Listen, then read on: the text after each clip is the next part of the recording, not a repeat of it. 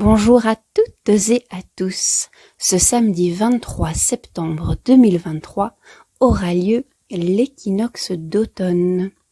L'équinoxe d'automne, c'est la journée où le jour et la nuit, l'ombre et la lumière, le soleil et la lune se partagent le ciel à parts égales. C'est conventionnellement le premier jour de l'automne. Je vous l'ai déjà dit maintes fois, pour moi, c'est pas le premier jour de l'automne. En fait, c'est le moment où on arrive à l'apogée de l'automne. C'est le milieu de l'automne, c'est le meilleur moment de l'automne.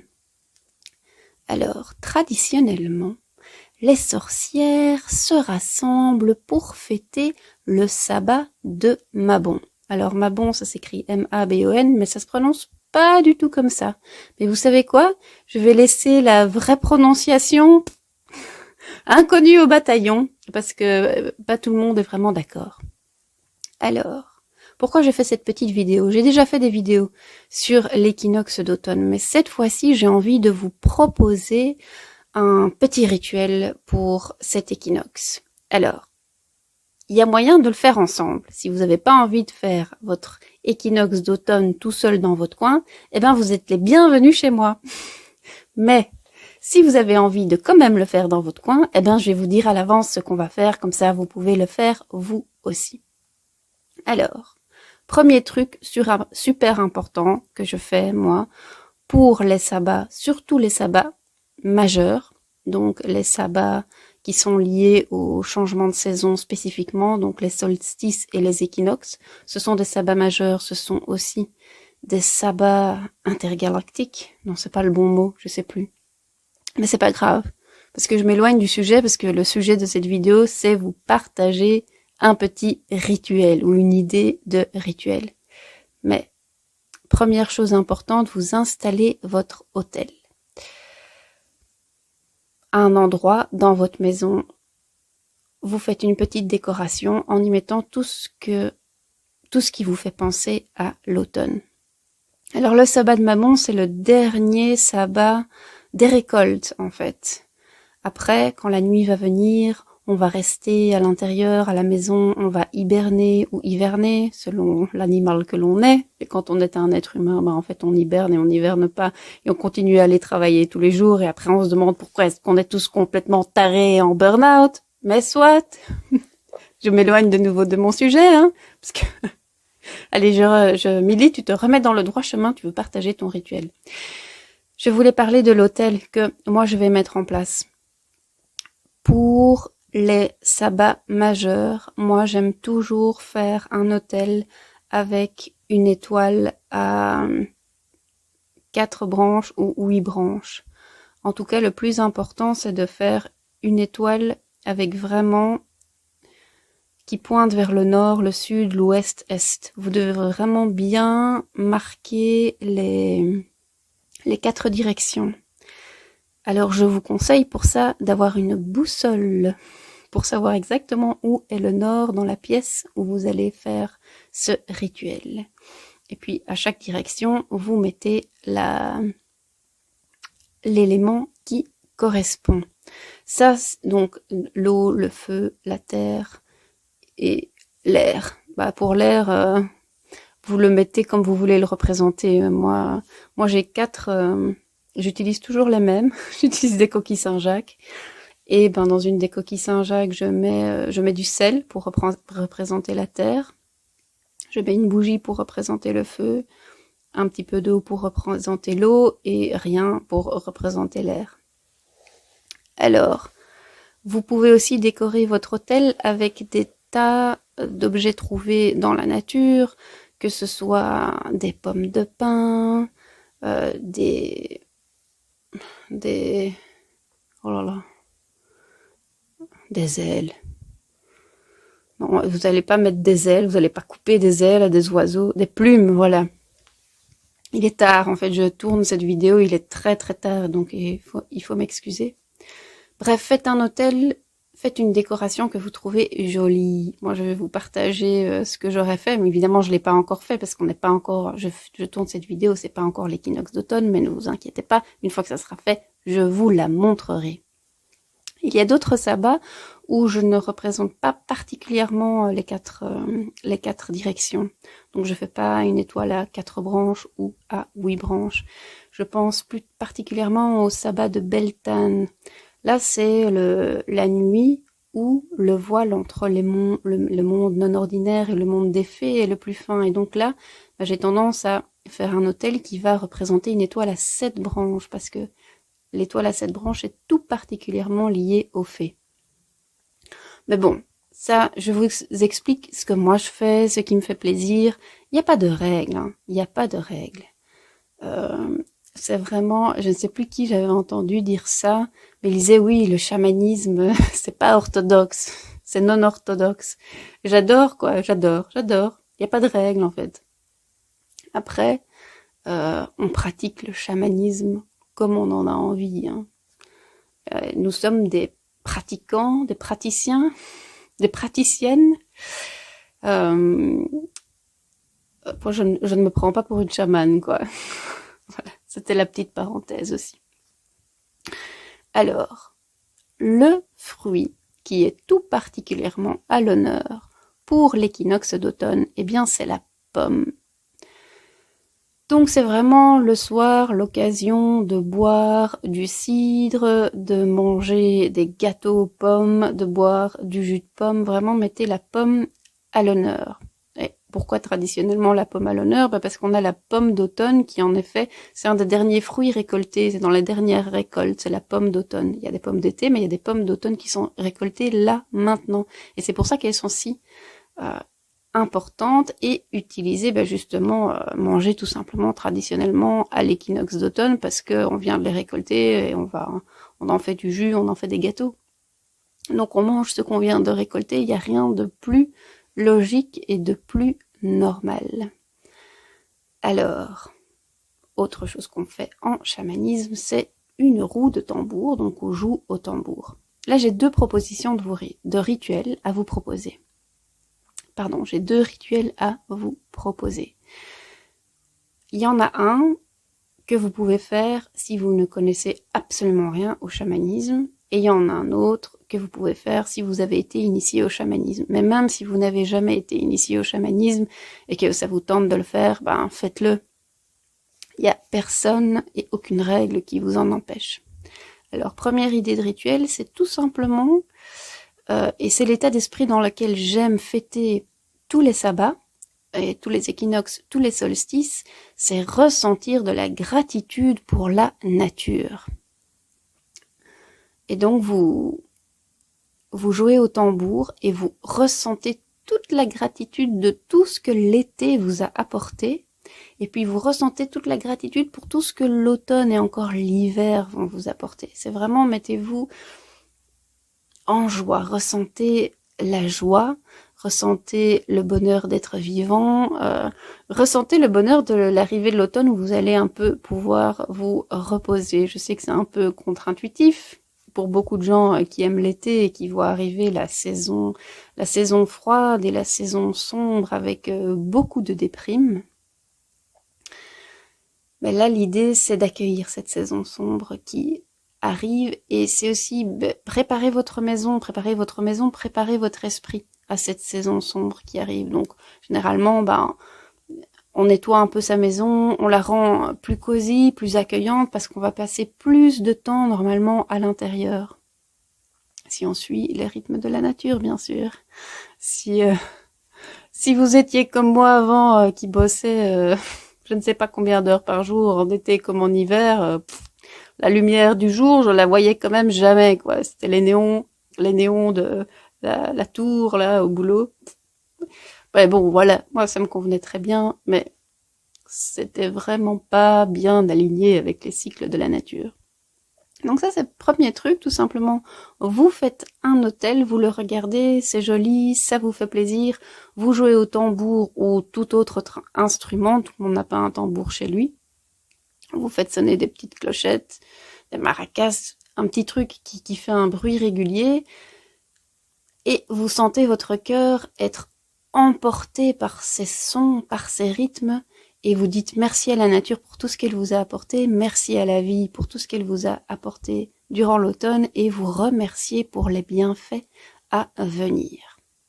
Et donc c'est vraiment être dans une énergie de remerciement, de gratitude, de bienveillance. C'est vraiment l'idée de célébrer la nature et ses cycles, sans se prendre plus la tête que ça. Alors, deuxième proposition, si vous avez envie de faire un voyage chamanique, eh bien, comme la pomme est à l'honneur, je m'étais dit, là ça va vous faire rire, enfin moi ça m'a fait un peu rire, eh bien si on allait rencontrer pendant un voyage chamanique l'esprit de la pomme, parce que la pomme c'est quand même un fruit qui a une symbolique de feu de Dieu, si je peux dire ça comme ça, c'est quand même le pommier, c'est l'arbre de la connaissance, quoi. Mais bref, la pomme. Mangez une pomme. Non, ne mangez pas une pomme. Faites votre voyage chamanique, donc au moment où vous jouez du tambour, vous posez l'intention d'aller rencontrer l'esprit de la pomme. Et comme la symbolique de la pomme est intimement liée au libre arbitre et à la manière de faire des choix, pensez à un choix que vous devez faire pour l'instant. C'est peut-être un choix facile, un choix difficile, un choix hyper difficile, un choix sibyllin. Ou parfois la notion de choix n'est pas si simple. Ou n'est pas, je vais dire, n'est pas si directe. Par exemple, pour cet hiver, vous avez décidé de prendre la bonne habitude. On est quand même au mois de septembre, c'est un mois, c'est comme le mois de janvier, il y a beaucoup de bonnes résolutions qui se prennent au mois de septembre parce qu'il y a, même si c'est la saison sombre qui arrive, il y a quand même vraiment une notion de nouvelle année, les cours reprennent, les vacances sont finies. Donc il y a vraiment une énergie de renouveau et beaucoup de gens, surtout avec c'était le mois de la Vierge aussi, qui est le signe, l'archétype, qui est le gardien des rituels, le gardien de nos bonnes habitudes. Donc, par exemple, vous vous êtes dit, je prends un exemple tout simple, hein, mais bon voilà, après vous l'adaptez à votre vie, mais j'aime bien les trucs simples. Vous vous dites, je veux prendre la bonne habitude d'aller faire du sport. Ben ça, vous posez l'intention de vous tenir à une bonne résolution. Il n'y a pas vraiment... Vous n'allez pas aller demander à l'esprit de la pomme, aide-moi à faire le choix de prendre cette bonne résolution. Cette bonne résolution est prise.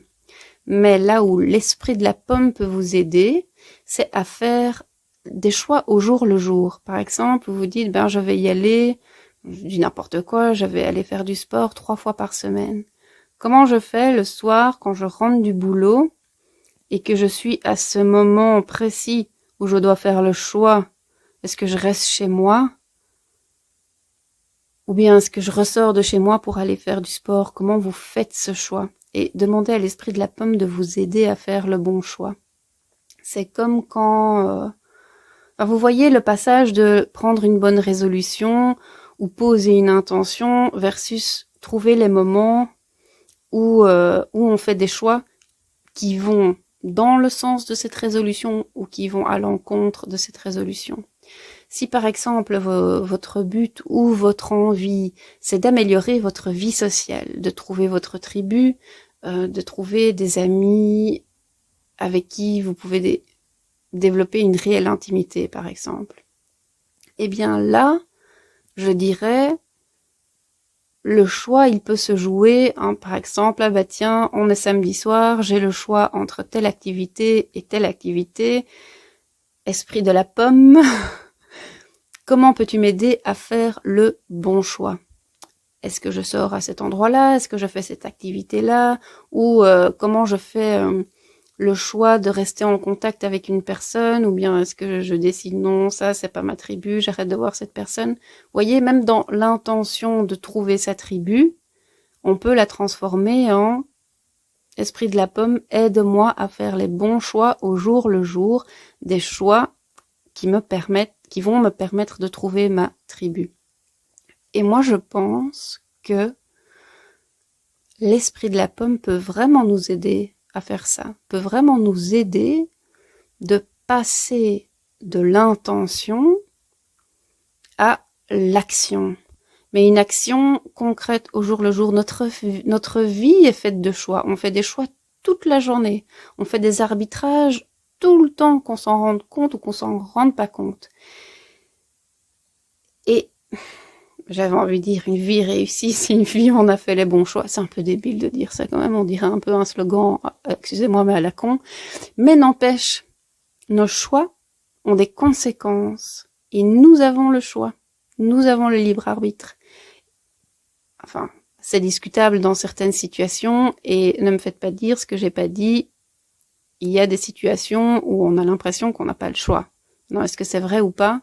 Le sentiment de ne pas avoir le choix, je peux tout à fait comprendre et accepter que ce soit quelque chose que l'on ressente. La pomme va vous aider à voir, tiens, est-ce que c'est vrai ou est-ce que c'est pas vrai? Il y a vraiment cette notion de choix. Alors, ça paraît un peu rigolo quand même de dire allons rencontrer l'esprit de la pomme.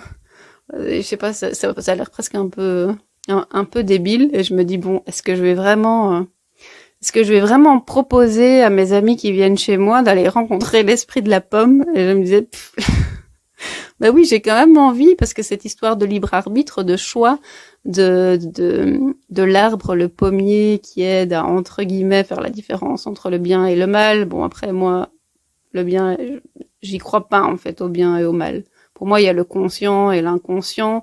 Il y a ce que nous jugeons nous-mêmes de positif et négatif et de bien ou mal, mais fondamentalement, le bien et le mal, c'est juste une construction, c'est un jugement. Ça se décide personne par personne, quoi. Il n'y a pas un truc fondamentalement, il n'y a pas une autorité quelque part qui dit ce truc-là c'est bon et ce truc-là c'est mal. Ou c'est bien et c'est mal. Et voilà, ça c'est ce que moi je crois, ça n'engage jamais que ma petite personne. Et donc je me demandais, est-ce que je vais vraiment proposer aux gens d'aller rencontrer l'esprit de la pomme? Ça sonne quand même déjà mieux que l'esprit de la poire, je sais pas. Et je me posais cette question et j'étais en train de me balader comme d'habitude dans la rue et quand je me balade, je suis souvent en train de réfléchir. Je dis donnez-moi un message. Est-ce que je propose ce truc qui a l'air quand même un peu bizarre ou est-ce que je ne le propose pas?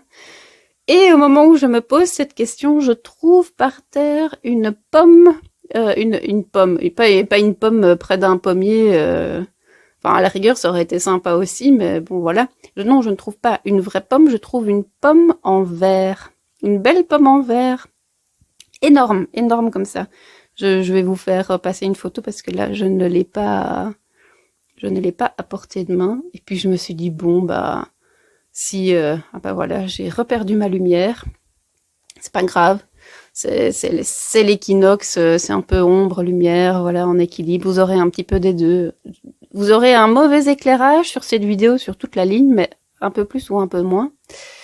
Et donc, j'ai trouvé cette pomme et je me suis dit, allez, Émilie, vas-y, propose un voyage chamanique à la rencontre de l'esprit de la pomme. Alors ça, on va le faire ensemble au son des tambours. Si vous êtes chez vous et que vous avez été initié au chamanisme et que vous allez faire un voyage chamanique, faites votre voyage chamanique. Demandez-vous, tiens, quelle est l'intention que j'ai envie de poser? Comment j'ai envie de profiter au mieux de ces mois plus calmes, plus sombres, plus intérieurs qui vont arriver? Posez votre intention et puis demandez à l'esprit de la pomme, comment tu peux m'aider à faire des choix au jour le jour qui vont m'aider à aller dans cette direction-là. Ça, c'est une idée. Maintenant, si vous vous retrouvez devant un vrai choix, par exemple, votre boulot vous plaît plus et vous hésitez à donner votre démission, à chercher autre chose. Là, vous êtes déjà devant un choix. Et là, vous pouvez, si vous avez déjà un choix clair, comme ça, vous pouvez demander à l'esprit de la pomme de vous aider à choisir ou de lui demander son avis. Tout est possible en fait. Posez n'importe quoi comme question à l'esprit de la pomme du moment que il y ait la notion de choix et de libre arbitre dedans. Ça peut être tout simplement, tiens, donne-moi des conseils pour reprendre mon libre arbitre, ou dans ma vie, où est-ce que tu as l'impression que j'agis par automatisme plutôt que par choix. Tout est possible en fait. Inventez les questions qui vous parlent. Du moment qu'il y a la notion de choix dedans et que vous alliez rencontrer l'esprit de la pomme, pour moi vous êtes dans l'esprit de ce que je propose pour l'équinoxe d'automne.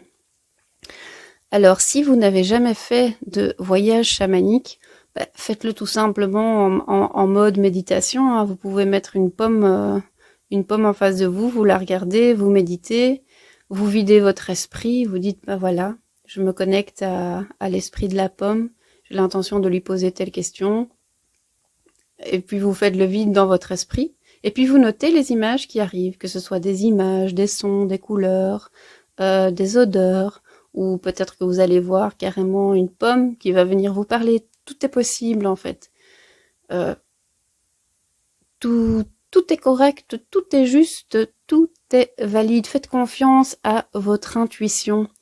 Et alors, une fois que cette méditation est terminée, vous notez bien dans votre petit calepin tout ce que vous avez vu, tout ce que vous avez entendu, tout ce que vous avez ressenti. Et soit le message est clair, soit si c'est pas clair, vous pouvez m'appeler et moi je suis toujours partante pour vous aider à interpréter les messages reçus. Je suis une traductrice du monde, des messages reçus du monde non ordinaire. Enfin, traductrice. Si vous voulez, si ça vous tente, si vous avez envie. Alors, voilà. Ce sont les petits rituels que je vous propose de faire chez vous. Et alors, n'hésitez pas à m'envoyer un petit message si vous n'avez pas envie de les faire tout seul chez vous et que vous avez envie de les faire avec d'autres personnes. Bon, ça se passe à Bruxelles, évidemment. Donc, si vous n'êtes pas à Bruxelles le samedi 23, ça va être compliqué. Parce que là, je fais pas ça par Skype. Je fais vraiment ça sur place pour avoir vraiment le plaisir d'être ensemble. Et donc, c'est vraiment dans l'idée de célébrer ensemble, tout simplement. Voilà, j'espère que cette petite vidéo complètement improvisée vous aura plu et je vous souhaite un excellent équinoxe d'automne.